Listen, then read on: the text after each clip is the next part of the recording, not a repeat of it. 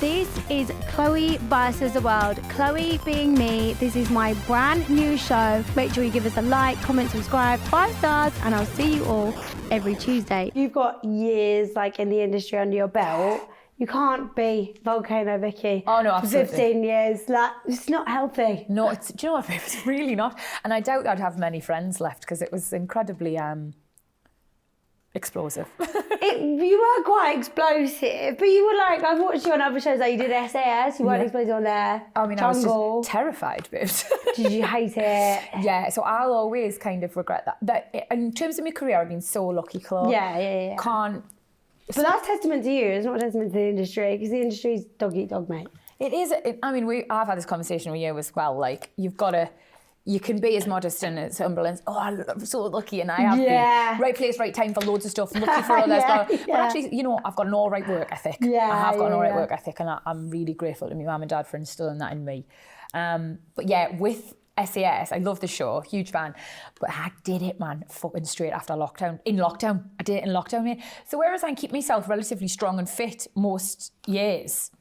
Well, because I did your workout thing, and when I do the plank now, because you said, this shows you I'm such a fangirl, but when you did the plank, you were like, think if you're holding a glass of wine on your back. So when I do the plank now, I'm like, don't spill the wine. You're so cute. Yeah. Oh, God. So then you did SAS. Yeah. Yes, I did SAS, and like, I'd basically, rather than spending a year like, doing Pilates, having training sessions, going on runs, none of that, I'd spend the year fucking getting up at 3 o'clock in the afternoon and having 2 Deliveroos every day. Oh, yeah, and drinking to excess. Exactly. And I just was really unhealthy. But what had happened, and I feel like I can say this actually, I feel like I can say this. I'd been meant to do Bear Grylls The Island.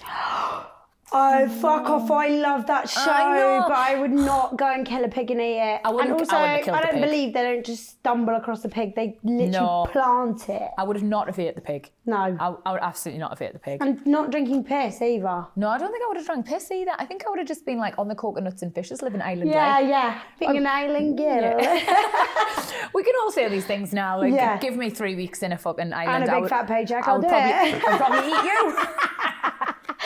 Yeah. So yeah, you were meant to do that, and then SAS came along. No, so I was meant to do that, and it was like the March, mate, and didn't the whole world just close down?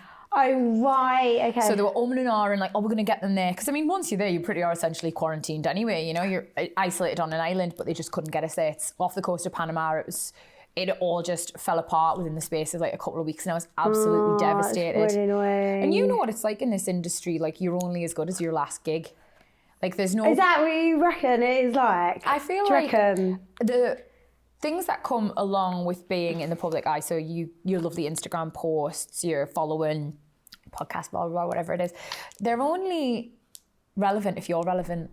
Yes. So you have to have a presence on TV in order for all the other stuff to work. Right. So it was getting to be quite a long time since I'd been on the TV. That show wasn't happening. Oh, right, okay. And then they came to me with SAS.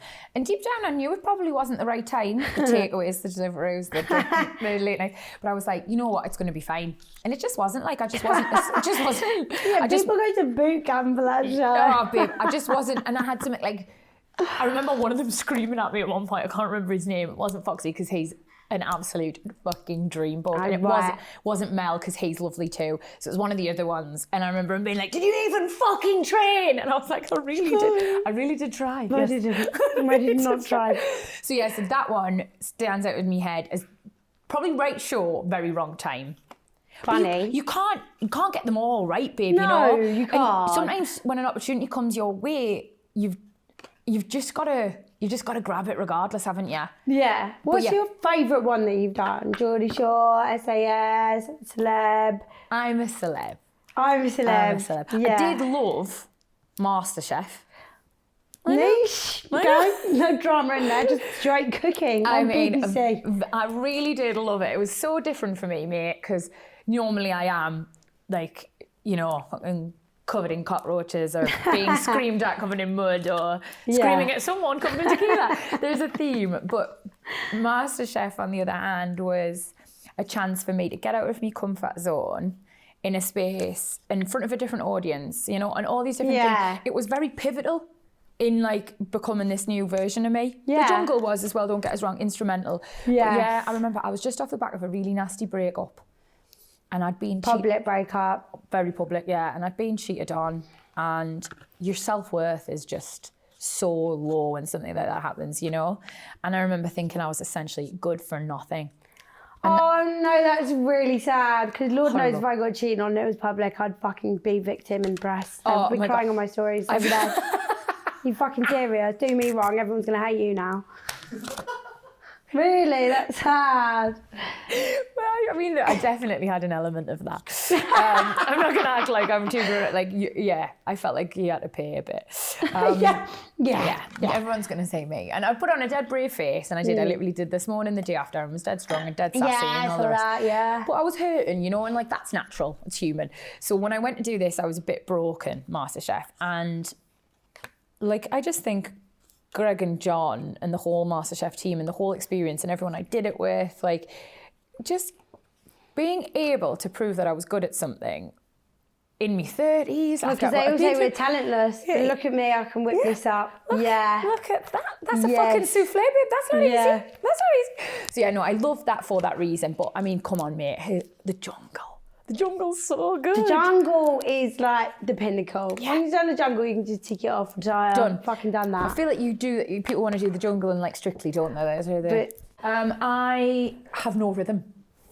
The rhythm's going to get you. No, honestly. Your partner will teach you. Well, supposedly, yeah, but honestly, mate, like I'm just a bit like an ironing board with arms. Like, you should do it. I'm horrible, mate. I spoke to Audie Mabusi about it and she was like, no, but that's what people like to say. And I was like, no, because I like to be, I don't mind if I'm not great at something, hence MasterChef, whatever, but I don't want to be the joke. Awful. I don't want to be the part of the joke. Yeah, and I'm a bit shit. No, but if you are really that shit, be really fucking shit. Yeah, I mean, come on, yeah. So I think it's going down the pan, I'd like fall over. And... I just don't want to be the Ed Balls. Yeah. And I'm sure he's a lovely fella. Lovely, can't dance. Yeah, but I mean, I don't want to, yeah, so maybe that one's not for me. No. But the other ones, do you know what I mean? I've done pretty much them all and I did love them. I've really been really Have you done lucky. Big Brother? No. You would be so... If that comes, you need to go on it. No, you need to go on it. I think I'd lose my mind. I think I'd end up like writing on the walls in my own poo. Like having a Vanessa Feltz style breakdown. If that comes back, you have to go on it. You're wholesome now. What? So you can show everyone you're really wholesome. Yeah, but I mean... When they're all arguing about... I don't know if it would.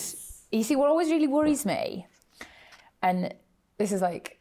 I think everybody can kind of relate to this. It's like, no matter how much self-work you do and like no matter how much you grow up and you improve, and the fear is always that I will be in a situation that used to bring out that behaviour in me and I'll still be that person actually. Yeah, on camera as well, because it's familiar. You've been on camera before. If someone pisses you off, you know what the camera wants to say. Yeah. There's always going to be like an angel and a devil, isn't it? Yeah.